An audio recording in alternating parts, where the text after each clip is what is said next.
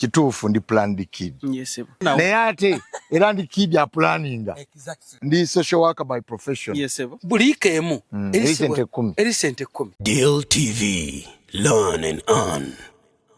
Deal TV Africa Learn and Earn ebera Farmagic nateera era gwa buli londa banga nkuto omuzindalo guno manya bumanya nti Farmagic ebekoze eki eba etuuse ate kati waliwo ebintu byoba nga tobuusa maaso bonda bangane mwami sekandi manya nti ensonga egenda okwogerwako national issue amazima gali nti wendi nange simanyiiwo bugenzo okera kumacha ngandi wano mwami sekandi yagenda okumbulira yampambye nandeetawa naye musajja gwe lwaki olimba sagandi tugenda semba bule mawogola no ngamba tugenda wa kati wano tuliwa wamagwe bobola aba wano tuliwa lwale w'omulamu tasamirirwa ayina okwogera ekitundu kino waali wano era mubaka wo mu kitundu kino omulonde agenda okulayira nga 13 uyo omanyi bwe tubeera ku mikolo mubeera mwategese mmere butebe decoration n'ebiringa ebyo sebo temusobola gikombako nga chairman tannayogera kati bwe tubanga tetusobola genda maaso nga MP tayogedde asooka atubuuzeeko abatulaba n'abatawuliriza nze Desbyuma Oswald MP omulonde ow'Amawogola County ngaba n'aba Farmagic bwe batugambye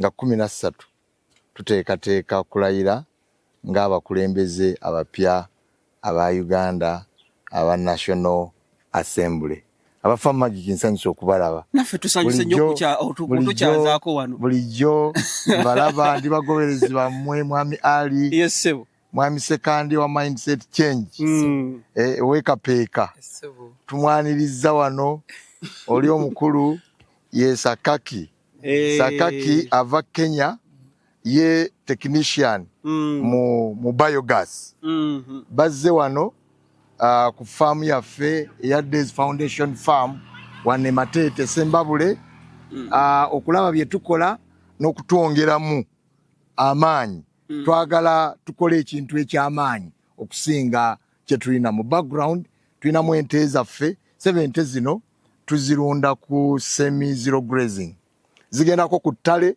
ate ne zibeerako ne mu biyumba ne tuziwa supplementary feeding sanyusa okubalaba sebo tweyanza nnyo tweyanzeege yes sebo tu programu zino zonna nga bwe tujja tuzikola programu zikula nga bugamba nti okuva ku mutendero ogumu okudda ku mutendero omulala nsanyusa nnyo okuwulira mu statement yo ng'ogamba nti ono munnakenya azze tazze kubeerawo ng'olayira azze okwongera omutindo ku bikolebwa wano ku faamu asinze kujja kutunula ku mbeera ki esinze okumuleeta wano ku faamu wano ku faamu kuno tulina enterprises nyingi zetukola wano kati wano tuli ku dairy sector tulima emmwanyi nga bwe muzirabye era mujja oziraba eziri ku acres 10 tulima kokoa tulima ebitooke ne tulinawo n'essomero erya Days Junior School kakati mu mbeera eyo essomero lyaffe lyetaaga amasannyalaze oba energy egenda okufumbira abaana enkuzi tutawaanya mu kitundu kino ne mu Uganda yonna waliwo okulwana tulabe nga tutaasa obutonde bw'ensi kati kyenavudde mpita mwami Sakaki oyo agenda kutukolera biogas plant tusobole okufumba nga tukozesa resources eziri wano ng'obusa eziva mu farm tugamba farm ebeere self reliant oba self sustaining eva busa buva wano ne bugenda ne bufumba ne tufuna biocerare nadda mu nnimiro ebigundi bipulp oba bye tujja ku mmwanyi bye tujja ku kokoa ate nga nabyo tubikozesa obubi obuva mu toilet z'abaana nga bamaze okweyamba n'omusulo ate ne gwegenda ne gubakolera renewable energy ye mukulu oyo kyazze wano ne mindset change bw'omulaba omanya nti value addition etuusi kituufu kuba ye mwami alundira alisiga nti talina ttaka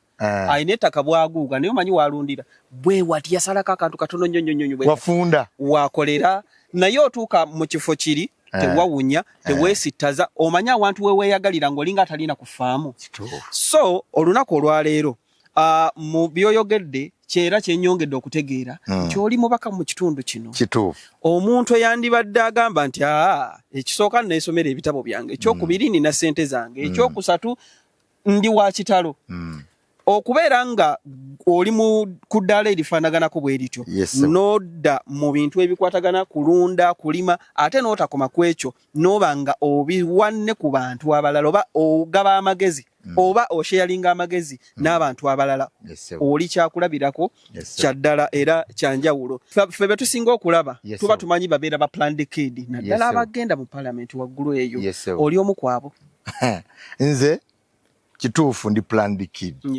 kubanga lino ettaka lye ndikolerako wano square mile number lyali lya mukadde wange si aba planned kid osukka nawe naye ate era ndi kid aplaninga okitegedde bakupulaningira abala bani bade balitunda mzeyi wange bakupulaningira nawe oliko olikola ki ba mzeyi wange yaleka bino yansomesa ndi social worker by profession nasomera Makerere University nene nsalawo okusoma kwange ate nkuzize wano ewaka nentandika essomero lino erya Days Junior School yamujja okulaba nentandika farm eno kyamagezi ge nafuna mu the highest institution of learning ya Makerere ate nga kozesa wano okulaakulanya ekifo kino n'okulaakulanya ekitundu kyaffe kino ekyemawugola okwasaganya otya ebintu by'essomero ne agriculture oba agribusiness anti kakati olaba ebintu byonna biri wano waka bikwataganira wa anti byeyamba emmere bweva ku farm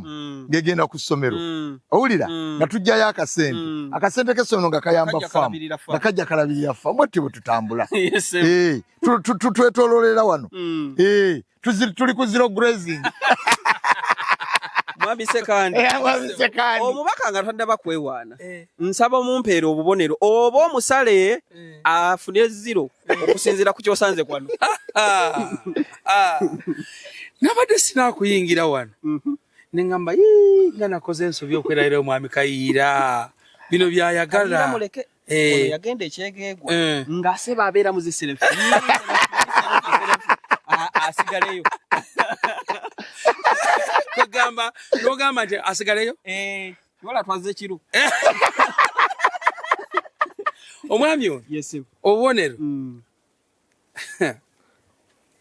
sinnamumalayo nnyo tebumala twewoleko kubulala kyekituufu kubanga omanye omuntu nze bastudenti bange y'omu ku bastudenti bange otegeera nimbye sebo ate tolimbye y'omu ku bastudenti bange naye wenzize nga tanaba kuntuusaawo nze ntuuse sinnamulaba nensanga ekisagazi nga kyesimbye nga bwe musomesa nensanga sairegi gwe yateekateeka nga waali nensanga omuddo omukalu ogenda ku faamu y'omuntu ng'ebisagazi babitemye olubitema ne baliisa ente n'agamba ente yange tempa maki tempa mate n'anywa ddi amazzi awemukubuuliza oli maniwa faama bw'oba oyagala busa temma wali ziwe zikole ki sebo awo nemmuwa obubonero nfuna bw'otuwa ku kigambo ky'emmwanyi nzirabidde eri nze bulijjo newa ne buyika bwange 21 nga bwe nnina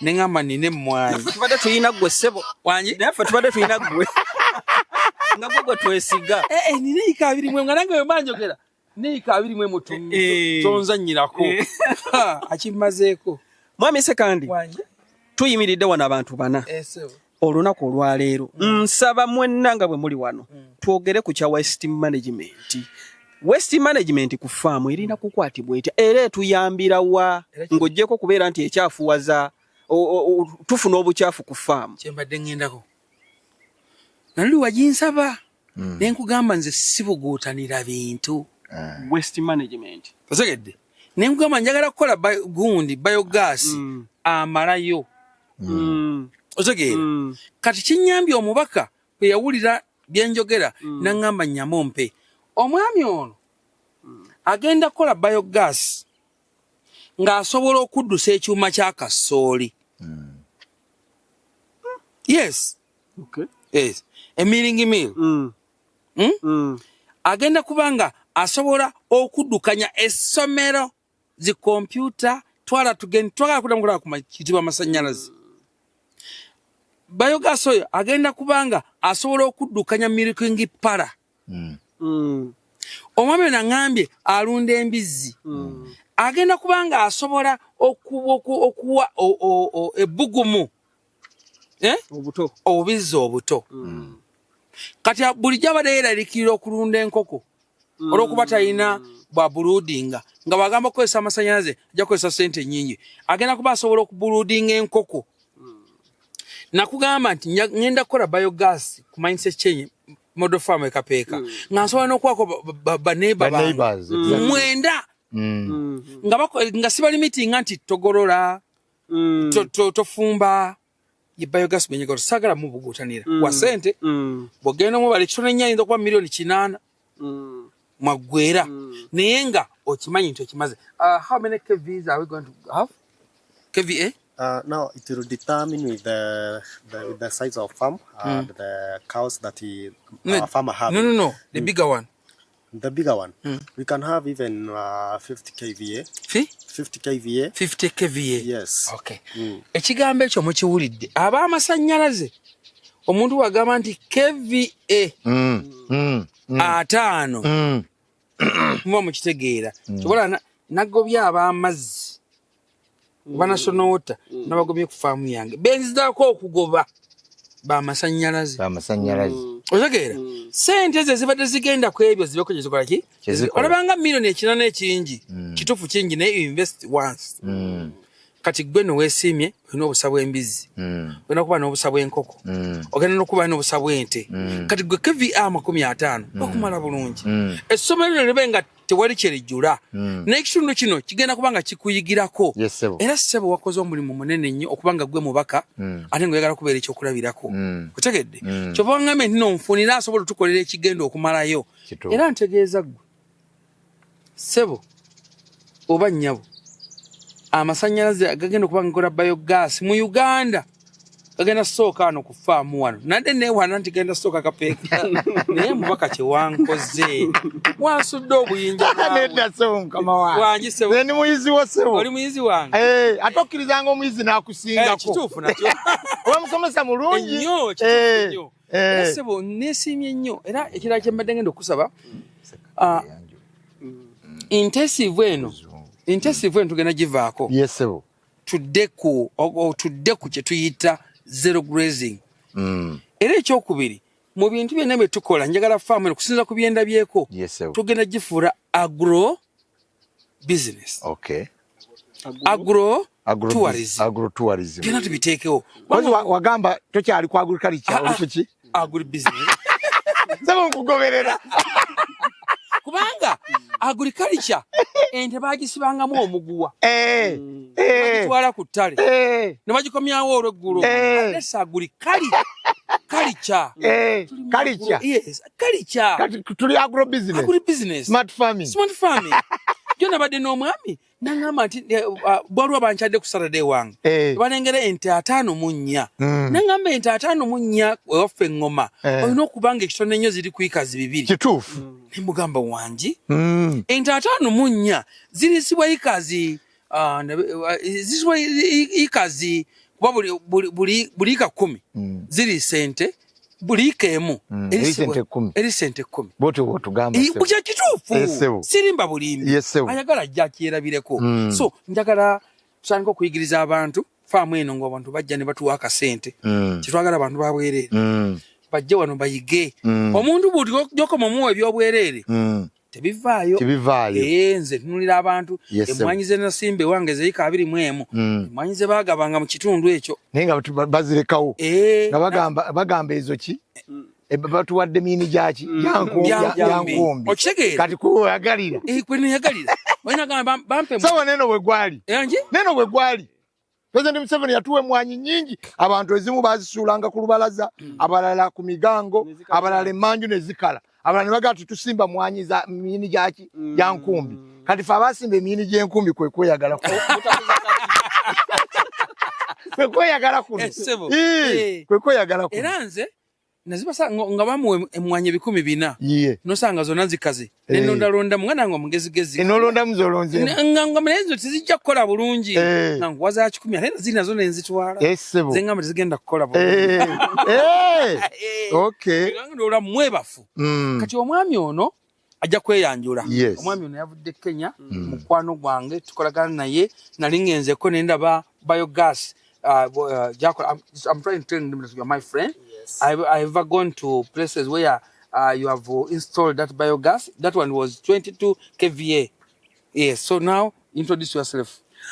Ngera munaye bw'otambula n'omugagga onaawe otandika okutambula ng'omugagga otandika okweyisa ng'omugagga omwami ono anjigiriza oluzungu era we tutuuse lwe luno lwe ŋŋenda okubawa Mr. Sikata Toyogera lwa bitegi. olw'omwami oli lwa bitegi. Si lwa bitegi. Can you please introduce yourself and like what you do? Okay, my name is Samuel Kimenyi.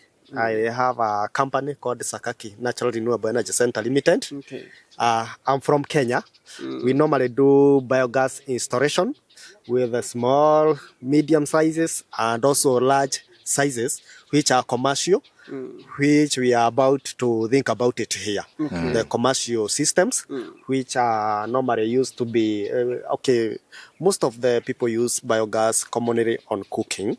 But when we came in commercial things, we normally have some different systems like generators. You can run your home with electricity from biogas. Okay. Some people use on broodering chickens and piglets. Others they use on bedroom shower. There's a lot of things. We are trying to do some diversification, not only for cooking only, but now we are changing to something else so that farmers can enjoy on what we are doing and they can enjoy the system fully. Okay. Yes. Okay, according to what you have said, like the benefits of having a biogas at home, someone may ask, who qualifies to have biogas at home? What are the qualifications? Do I need to have biogas? You only need to be a farmer, whether you are a small farmer or a large scale farmer, you qualify to have a pig or to have a biogas. Whether you are farming cows, whether you are farming pigs or chickens. Does it matter the number of the animals or the whatever I have? Yes. The number of animals determines the size of system that you are going to install. Okay. Yeah. Yes. So is it like how the duration or durability of the biogas? The biogas that we normally install, we call them fixed dome. Or either permanent dome. What is the meaning of permanent? Permanent. Forever. Yes.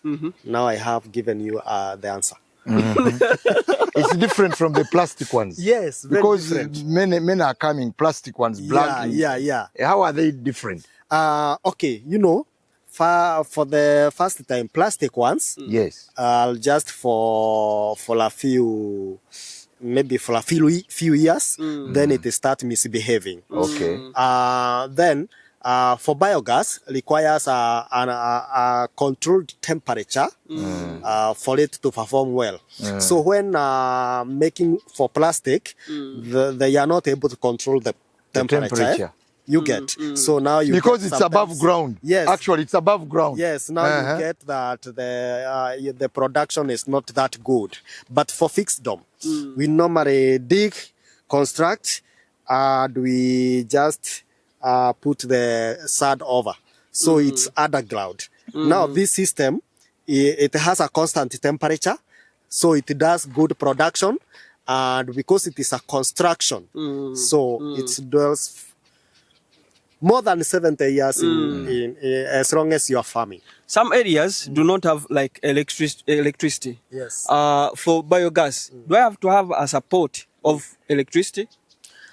When you have biogas, you can use it on electricity production if you have a big system. You get it? But if it's a smaller size farmers, we have lamps that uses biogas directly. Yeah. So now it will depend. Okay. Yes. Abatulaba abatulaba ku Farm Magic omukulu ono abadde agezaako tunyonnyola. Omukulu ono alina kampuni muna Kenya bamuyita Simani naye alina kampuni kampuni bagita Sakaki mwami Sekandi bwe yagingamba nange nengenda ku Google nengugolinga nennoonyereza ku mukulu oyo era nze namubuuziza nti are you the same person Sakaki naga Sakaki is my company the company okay nga kye twali twagala wano ku farm kuno is self sustenance renewable energy tulina obusabungi obulaba tulina obubi bw'abaana obw'enkoko obw'embizzi tulina palupu ava mu mwanyi ebikuta bino nga twagala bikozesa era wano ku Days Junior School buli taamu tuyinza okuba tukozesa miliyoni nga 25 gulenku every time kati twagala reduction mu ebyo ebintu tulabe nga tukozesa okukendeeza ku nsaasaanya naye n'okukozesa ebintu byaffe ate I'm reliably informed nti bioslurry ava mu biogas you didn't talk about bioslurry but naye kyekimu ku kigimusa ekisinga ate obuki obulungi nti naye ensaasaanya gye tubadde tugula NPK n'ebirala NPK tugenda mwekolera wano factory eri wano waka. If I may talk about bioslurry, yes, in fact you can construct biogas not because of gas. You can construct that digester not because of gas, but because of bioslurry. Okay. Are we together? Okay. The usages of bioslurry is more than the using of biogas. Are we together? The economic value because you are farming natural, organic farming. Yes, organic farming from the word go to the final.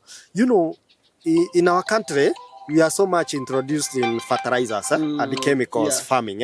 That's where we are trying to get back to our normal farming, organic farming through biogas, through bioslurry. So now when we are selling biogas, we sell more about bioslurry more than the gas. Sure. Yes. Okay. Yeah. So about the prices, some may think it does. Now the places depends. Give them your number. The places determines or depends with the size of system, because as I said earlier, there are small sizes, medium and large sizes. So now it will depend. When I come at your farm, we discuss and see which is the best for you. Then we discuss the price about it. Do you reside here in Uganda or you are in America? He looks like an American. Yeah, I look American. I don't reside here in Uganda. I live in Kenya. Yes, but Uganda is my home. It just took me some hours to get here. Yes. So, East African community. The use of East African community, yes, the benefits. Yes. No visas, no one. Yeah. That's good. So, in case for the contacts, like. Okay, my contact is +254. That's my country code. 723 421 759. +254 723 421 759. Okay. Yes. Anytime, any day. Anytime, any day. Any day. 24 hours. Also WhatsApp number, the same number. Okay. Yes. Thank you so much. Thank you. Oluzungu lwe mwami Sekandi lwanjigiriza era lulaikanga luweddemu. Sirubi. Yampaako nange katono. Yakuwako katono. Ebimu nabyesigaliza. Ye bwatyo. Singa mbyesigaliza omubaka singa ddala mbutuufu. Singa ddala ndi wano. Ne mwami Sekandi ongera obbaaniriza. Abantu naddala ab'emawogola. Ono y'omu ku bantu be tuyina abalina obwongo abagezaako bukozesa ate ne bagaba amagezi. Nze ssebo oyina amagezi ge wampa kangoogere wano kanejjuse bakuyita kwejjusa ku bisagazi ebisagazi byali bintawaanya naye bwe nalaba ku vidiyo ngo ngamba gwe noonya kawidi master k'obuweki genda kulaba ebisagazi byange fiizi ngenda kusasula bino katubitegeeza abantu tekikola makulu kubaako kyomanyi n'okisirikira kituufu abantu bangi eyo abalina bye bamanyi ne babisirikira era ekibimu kutawanya wano mu Africa ne mu Uganda ne mu Buganda wano nze sirabangayo muntu ali mulago ng'ekimututteyo yalwadde okuba nti yagabye amagezi mangi n'afuna kamunguluze ne bamutwala mu ddwaliro simulabangayo tewali yali afudde ntwakuba yagabye amagezi okitegeera abantu beegayiridde amagezi g'oku TikTok ga bwereere g'oku WhatsApp ga bwereere naye ag'okugurawundi weeteekamu 10 buli lwa 6 ne Sunday okujjako olw'omukaaga luno ne Sunday nte tuliiwo era tusimbula nkya ne ttiimu yaffe nga bw'otulaba Magic tugenda Kenya mujja tusangayo mmwe tugenda bateekerateekera tubaweereze biki bye mugwere nga mulabaalabaalabako mpaka munasimbula ku Sunday sebo naffe abalaba tubanga abali eyo okakasa anti tutuulaawo ne tulaba ne tuba ku lutimbe sebo nsanyuse nnyo nze sinema kumalayo naye nsanyuse nnyo kubanga nnengedde ku ndiga enjeru buli gyonzinoonya banga bazinnoonyeze ensanzi ziri waneeno naye nza sebo katugenda tulambula emirimu kale sebo bino nno byolaba biri wano ku Farm Magic era nga TV eyitibwa Deal TV Africa. Deal TV Africa tukyakuleetera ebirala bingi nnyo bakugambye tugenda kweyongerayo tovaawo sigalako. Deal TV, learn and earn.